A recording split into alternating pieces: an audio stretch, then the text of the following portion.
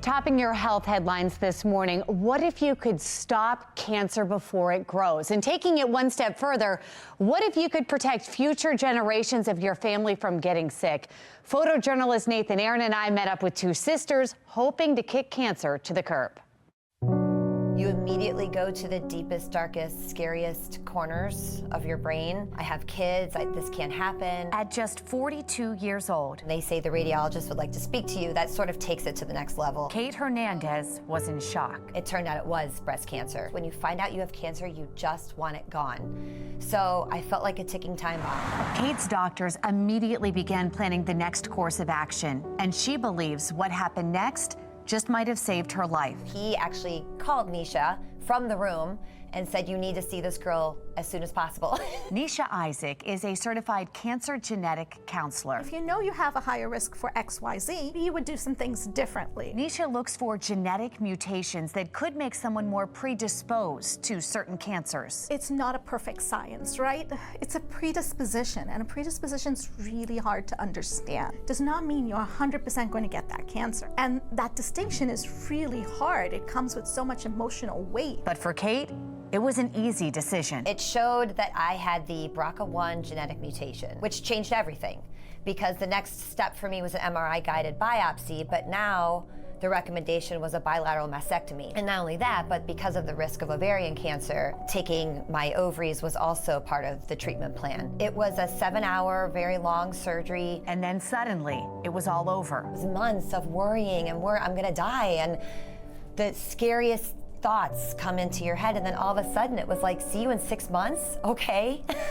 Wow. But it's only because of this genetic testing. The original plan would have been a lumpectomy and radiation, and it would have come back because of this genetic mutation. A genetic mutation that is often passed down in families, which meant Kate's younger sister Colleen was also at risk. So she did the genetic testing too, which was positive. She then scheduled a preventative hysterectomy, had this surgery, and went in for her 2-week follow-up, thinking it was just going to be simple. But instead, the surgeon said, actually, we found stage 1 ovarian cancer in your surgery. And Kate believes if it weren't for Colleen getting this genetic testing, she wouldn't have known about it until much later. My breast cancer was caught early, and I was able to take the correct measures in order to save my life. That genetic testing truly probably saved my sister's life, and that's often very emotional and hard to wrap my head around. That is why we started this nonprofit. More people have to do this. Kate and Colleen decided to name their nonprofit KICK, which stands for Knowledge is Cancer's Kryptonite. We're hoping to phase out BRCA as we go along here, and phase out cancer as the generations continue. By helping other families seek genetic counseling and fund testing. Our mission is opened up to all hereditary cancers now. Initially, we would get about 7 to 10 requests per month. Now we're getting 15 to 25 requests per month. Each test costs roughly $250, and it's usually done in office. The testing itself is either blood work or a saliva sample or a buccal sample. It's a science that continues to grow all the time, making some nervous about the future and where genetic testing could end up. What we're doing now is not really playing God. It's really helping us figure out, is somebody at risk for something? How do we treat and manage them? Nisha says right now, it's about detecting possible issues before it's too late. Some people, they don't want to know that information, right?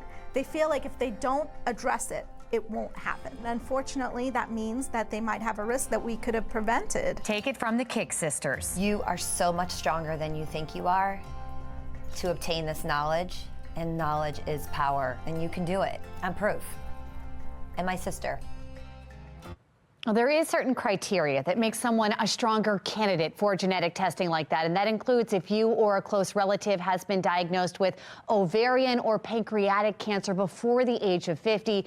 You can learn more all about the KICK Foundation that you see right here on our website, foxbaltimore.com. I'm Megan Gillen. Thanks for watching. Here's another video to watch. Also, please take a moment to subscribe to our channel.